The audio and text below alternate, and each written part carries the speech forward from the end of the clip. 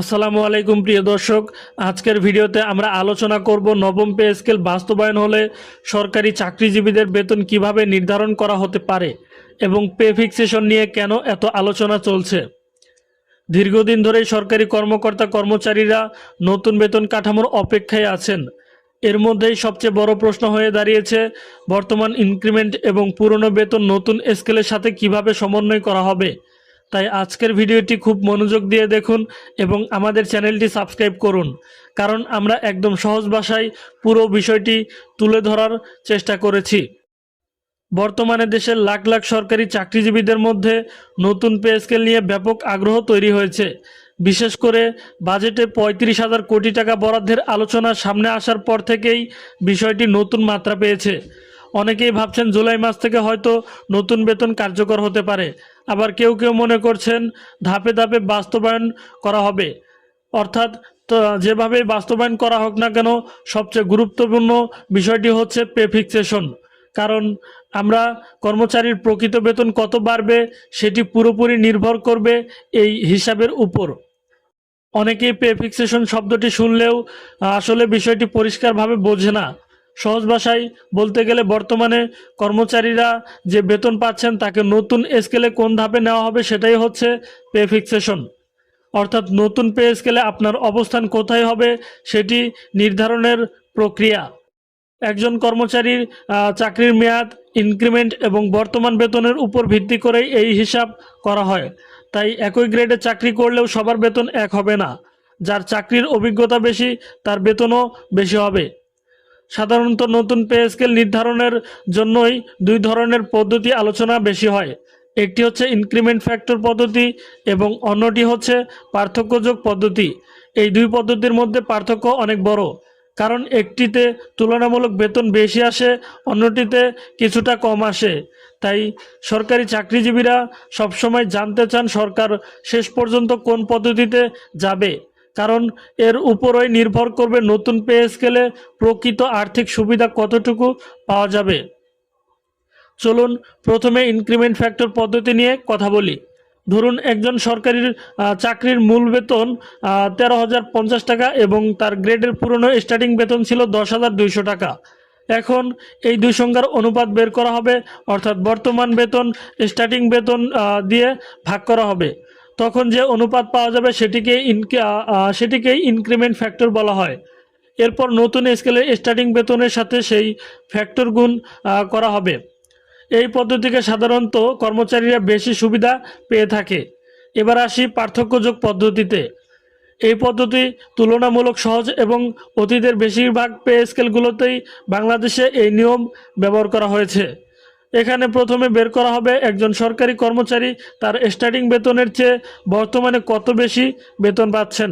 যেমন কেউ যদি ১০,২০০ টাকার জায়গায় বর্তমানে ১৩,০৫০ টাকা পান, তাহলে অতিরিক্ত অংশ দাঁড়ায় ২,৮৫০ টাকা। এরপর নতুন স্কেলে স্টার্টিং বেতনের সাথে এই অতিরিক্ত অংশ যোগ করা হবে, তখন নতুন বেতন নির্ধারণ করা হবে। এখন প্রশ্ন হচ্ছে সরকার সাধারণত কোন পদ্ধতিতে যাবে। বাস্তব অভিজ্ঞতা বলছে বাংলাদেশে বেশিরভাগ সময় পার্থক্যযোগ পদ্ধতি বেশি ব্যবহার করা হয়েছে, কারণ এই পদ্ধতিতে সরকারের অতিরিক্ত ব্যয় তুলনামূলক কম হয়। অন্যদিকে ইনক্রিমেন্ট ফ্যাক্টর পদ্ধতিতে কর্মচারীদের বেতন অনেক বেশি বেড়ে যায়, ফলে সরকারের উপর বড় ধরনের আর্থিক চাপ তৈরি হয়। তাই অনেকেই মনে করছেন এবার সম্ভবত পার্থক্যযোগ পদ্ধতিতে অনুসরণ করা হতে পারে, যদিও এখনও চূড়ান্ত সিদ্ধান্ত ঘোষণা হয়নি।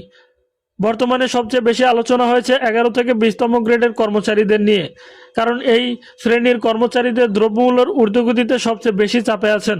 বাজার পরিস্থিতির কারণে তাদের জন্য সংসার চালানো দিন দিন কঠিন হয়ে পড়েছে। ফলে নতুন পে স্কেলে নিম্ন গ্রেডের কর্মচারীদের দিকে বিশেষ করে গুরুত্ব দেওয়া হতে পারে বলে আলোচনা চলছে। বিশেষ করে সর্বনিম্ন বেতন 20,000 টাকা করার যে প্রস্তাব এসেছে সেটি সাধারণত কর্মচারীদের মধ্যে নতুন আশার সৃষ্টি করেছে। শুধু মূল বেতন নয়, নতুন পে স্কেলে বাড়ি ভাড়া, চিকিৎসা ভাতা এবং অন্যান্য সুযোগ সুবিধাও পরিবর্তন হতে পারে। কারণ বর্তমানে অনেক কর্মচারী অভিযোগ করে আসছেন যে মূল বেতন দিয়ে সংসার চালানো সম্ভব নয়। চিকিৎসা ব্যয়, বাসা ভাড়া এবং নিত্য প্রয়োজনীয় পণ্যের দাম অনেক বেড়ে গেছে। তাই নতুন স্কেলে ভাতাগুলো বাস্তবতার সাথে সমন্বয় করা হতে পারে। এতে মোট আয় উল্লেখযোগ্য পরিমাণে বাড়তে পারে বলে ধারণা করা হচ্ছে। নতুন পে স্কেলে আরেকটি গুরুত্বপূর্ণ দিক হচ্ছে পেনশন সুবিধা। কারণ বেতন বাড়লে পেনশন বাড়ে। যারা অবসরের কাছাকাছি আছেন তারা নতুন স্কেল বাস্তবায়িত হলে বড় সুবিধা পেতে পারেন। শুধু পেনশন নয়, গ্র্যাচুইটি এবং অন্যান্য অবসর সুবিধাও বাড়বে। ফলে নতুন পে স্কেলে বর্তমান চাকরিজীবীদের জন্য শুধু নয়, ভবিষ্যতের আর্থিক নিরাপত্তার সাথেও জড়িত। এই কারণেই সরকারি চাকরিজীবীদের মধ্যে বিষয়টি নিয়ে এত আগ্রহ দেখা যাচ্ছে। এখন সবচেয়ে বড় প্রশ্ন হচ্ছে পে স্কেল কবে বাস্তবায়ন হবে। যদিও এখনো সরকার আনুষ্ঠানিকভাবে চূড়ান্ত ঘোষণা দেয়নি, তবে বাজেটে বড় অঙ্কের বরাদ্দ আলোচনার বিষয়টিকে অনেকটাই বাস্তবসম্মত করে তুলেছে। এছাড়া উচ্চ পর্যায়ের কমিটি বিভিন্ন দিক দিয়ে কাজ করে যাচ্ছেন বলে বলা যাচ্ছে। ফলে সরকারি চাকরিজীবীদের আশা আগের চেয়ে অনেকটাই বেড়েছে। এখন সবাই অপেক্ষা করছেন চূড়ান্ত সিদ্ধান্তের জন্য। সবশেষে একটি কথাই বলতে চাই, নতুন পে স্কেলে শুধু বেতন বাড়ানোর বিষয় নয়, এটি লাখ লাখ সরকারি চাকরিজীবীদের তাদের পরিবারের জীবনযাত্রার সাথে সরাসরি সম্পর্কিত। তাই পে ফিক্সেশন কিভাবে হবে সেটি অত্যন্ত গুরুত্বপূর্ণ বিষয়। আমরা আজকের ভিডিওতে চেষ্টা করেছি সহজভাবে পুরো বিষয়টি তুলে ধরতে। আশা করি আপনারা বিষয়টি পরিষ্কারভাবে বুঝতে পেরেছেন। আপনাদের মতামত অবশ্যই আমাদের কমেন্ট বক্সে জানিয়ে যাবেন এবং আমাদের এই চ্যানেলটিকে সাবস্ক্রাইব করে রাখুন, যাতে